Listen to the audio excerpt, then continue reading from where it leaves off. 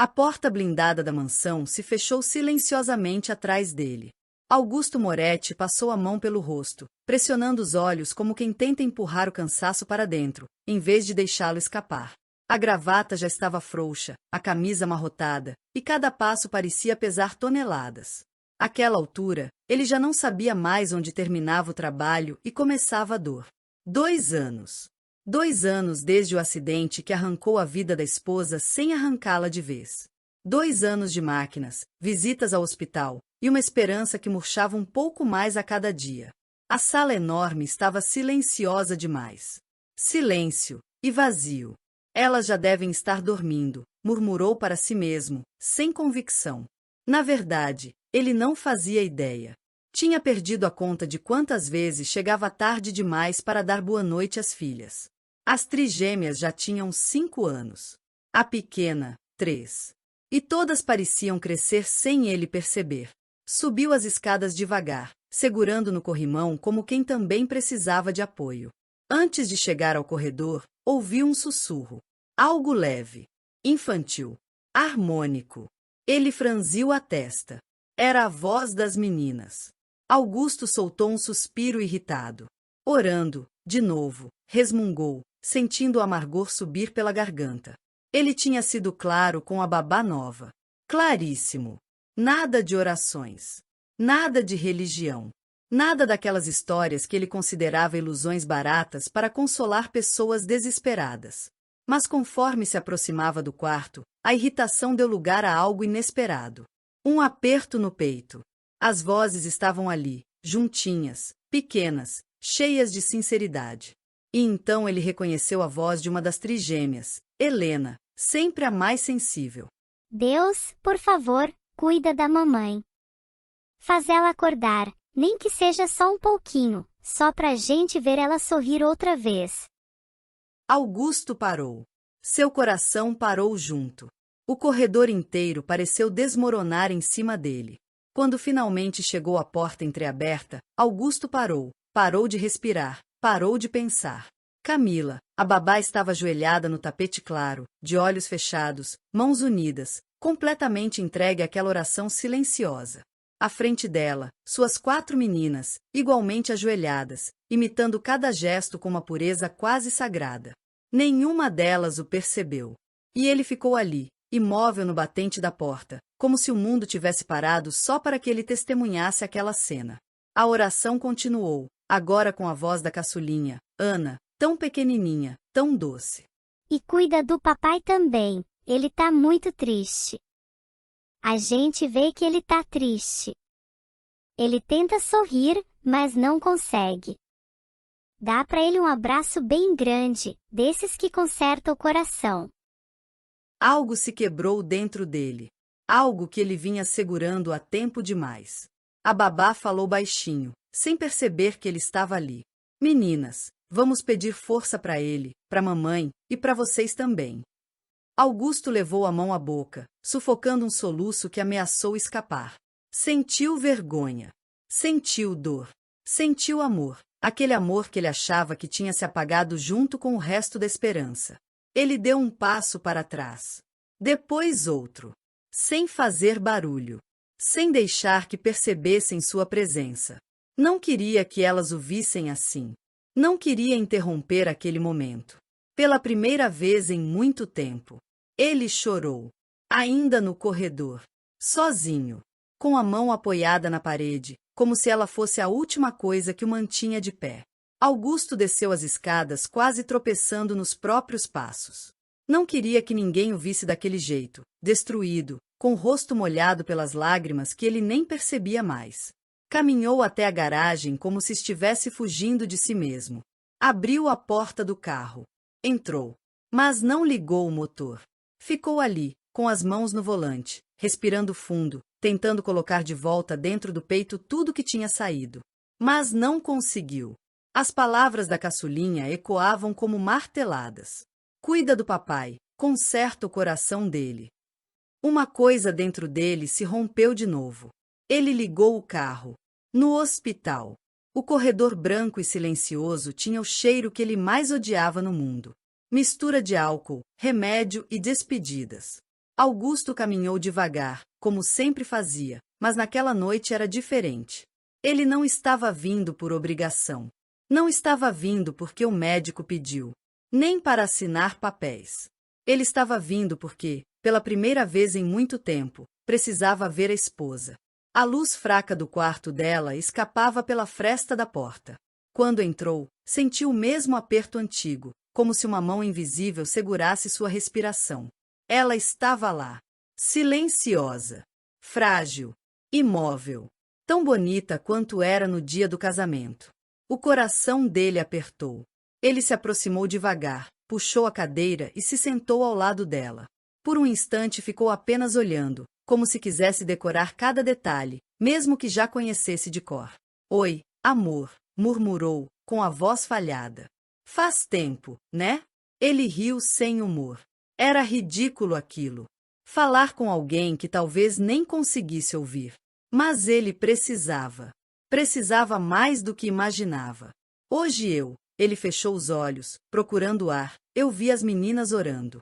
Às 4. Ajoelhadas. Pedindo por você, e por mim. Sua voz quebrou. Ele esfregou o rosto, como se o gesto pudesse controlar o tremor. Eu disse a mim mesmo que isso era besteira. Sempre disse. Mas, quando ouvi a Ana pedindo para Deus me dar um abraço, eu desabei. Eu não sou forte, Clara. Não mais. As meninas acham que eu sou. Mas eu não sou. Pela primeira vez, admitia isso em voz alta. Por um segundo, o silêncio pareceu mais pesado. Ele segurou a mão dela, fria, macia, quieta. Eu não sei mais no que acreditar, Clara. Mas eu queria. Os olhos dele marejaram de novo. Eu queria acreditar em alguma coisa. Qualquer coisa. Porque eu tô cansado, amor. Tão cansado. Então, no meio daquilo tudo, algo aconteceu. Um movimento. Muito leve. Quase imperceptível. Mas real. O dedo dela, o indicador, fez um pequeno espasmo. Como se tentasse responder. Augusto congelou. Se levantou tão rápido que derrubou a cadeira atrás de si. Clara. Ele segurou a mão dela com mais força. Clara, você me ouviu? Nada. Nenhuma resposta consciente. Mas o monitor cardíaco marcou uma oscilação diferente, mínima, porém clara. Uma lágrima escorreu pelo canto do olho dela. Augusto levou a outra mão à boca, incapaz de conter o soluço. Meu Deus, sussurrou. Você ouviu? Ele encostou a testa nos dedos dela. Você ouviu a gente. E naquele instante, pela primeira vez em anos, ele sentiu algo que achou que nunca mais sentiria. Esperança. Augusto saiu do hospital devagar, como se tivesse medo de que qualquer movimento brusco quebrasse o milagre frágil que havia acabado de ver. O ar noturno bateu em seu rosto, frio o suficiente para fazê-lo despertar daquilo que parecia um sonho. Mas não era um sonho. Ele tinha visto, tinha sentido, tinha presenciado. Clara chorou. Clara ouviu. Ele entrou no carro ainda trêmulo, apoiando a testa no volante. Respirou fundo. 1, 2, 3 vezes. E só então começou a dirigir de volta para casa. O sol ainda nem tinha nascido quando Augusto acordou no sofá, coberto por uma manta que ele não lembrava de ter colocado. Por um instante, ele pensou que tudo tivesse sido apenas um sonho. Mas então a cena voltou. O dedo dela. A oscilação no monitor. A lágrima. Não. Não tinha sido sonho. Ele passou a mão pelos olhos inchados e se levantou com cuidado. As meninas ainda dormiam quando ele abriu a porta do quarto delas.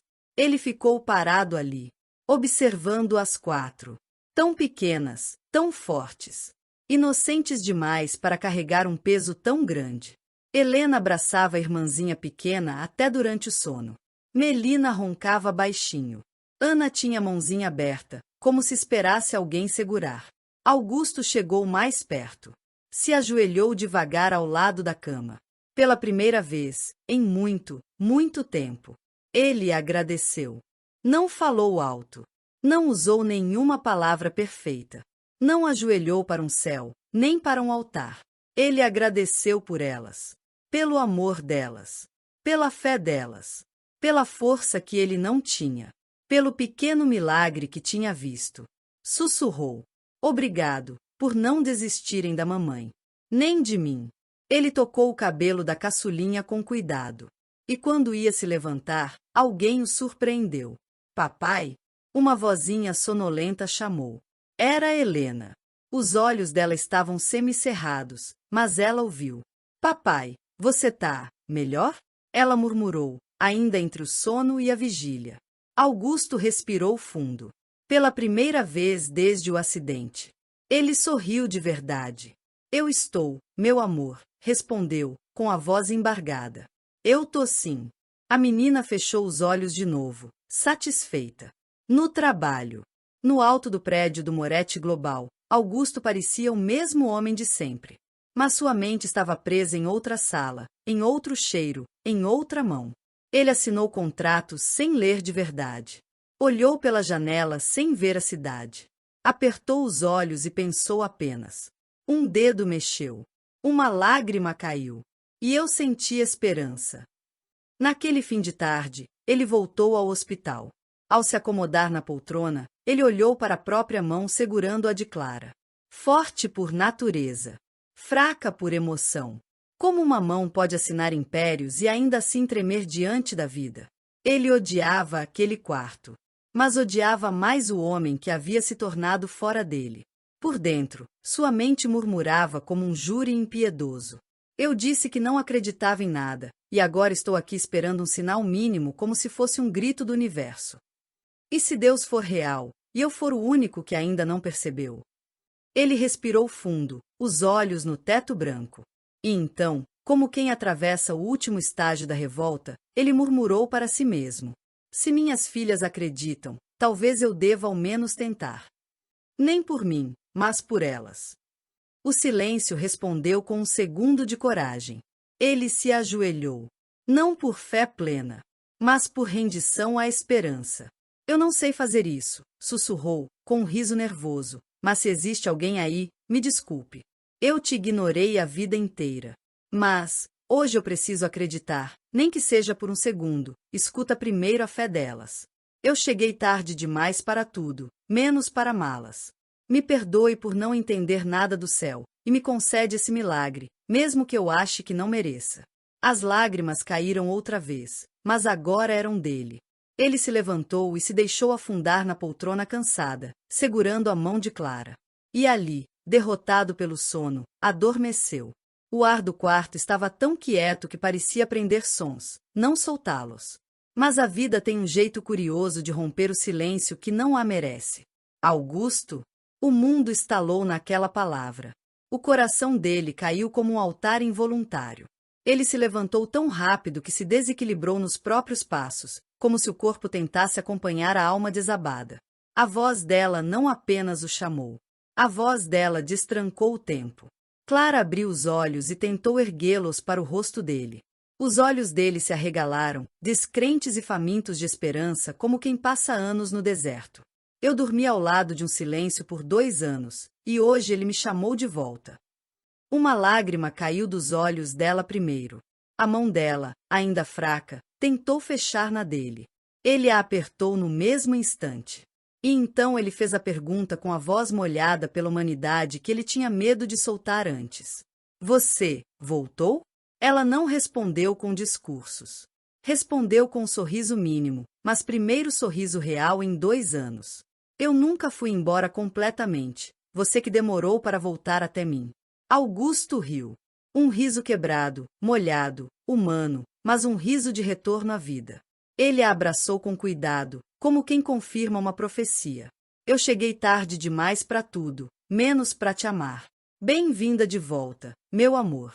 Augusto passou a noite sentado ao lado de Clara, conversando baixinho, contando histórias das meninas, fazendo promessas simples. Não havia máquina que dissesse mais do que a mão dele. E nem palavras para descrever o tamanho de sua felicidade. 3 dias depois, após os exames e a nova rotina de cuidados, os médicos deram a liberação. Os médicos estavam sem palavras diante daquele milagre. O carro da mansão parou diante da grande porta da Vila Moretti ao fim da tarde. As meninas estavam no jardim quando viram a cadeira de rodas atravessar o salão, empurrada com cuidado por Augusto. Quando os olhos delas alcançaram o rosto desperto da mãe, o grito saiu com a força de quem não precisa reaprender a amar. É a mamãe, é a mamãe. Papai! Clara não se levantou da cadeira, mas se levantou no sorriso, abrindo os braços como o mundo que retorna a girar. Minhas pequenas! As trigêmeas e a caçula correram e se empilharam ao redor dela, rindo e chorando. O chão foi inundado de abraços felizes e esperançosos. Você acordou porque a gente pediu? Perguntou Melina, soluçando. Sim, amor. Acordei porque vocês nunca soltaram o meu nome do coração, respondeu Clara. Após um ano firme de fisioterapia, Clara se levantou, primeiro sem apoio, depois com passos tortos, e então caminhando. Os médicos que a acompanhavam ficaram chocados quando a viram andando. Essa recuperação não era esperada, admitiu um deles, finalmente sorrindo também. Vocês fizeram o impossível parecer rotina. Antes de dormir, o pai ou a mãe orava junto com as meninas, como agradecimento diário de tudo que haviam recebido. A babá, Camila, se tornou mais importante para a família. Foi através dela que tudo começou. Augusto às vezes a encontrava rindo na cozinha com as meninas, o que lembrava ele do primeiro dia em que quase a julgou demais. Nas madrugadas, quando a insônia vinha, ele se ajoelhava sozinho no escritório e dizia baixinho ao céu: Eu não entendo o céu, mas sou grato porque ele me respondeu através delas. Obrigado por me dar a segunda chance de ver a minha família completa, do jeito que eu sonhei. Aquele homem poderoso se curvava e reconhecia o quanto era pequeno diante de algo que ele não entendia e nem conhecia muito bem. Ele não tinha religião alguma, mas no seu coração sentia a fé. Finalmente ele começava a sentir a paz. Aquela paz que excede todo entendimento.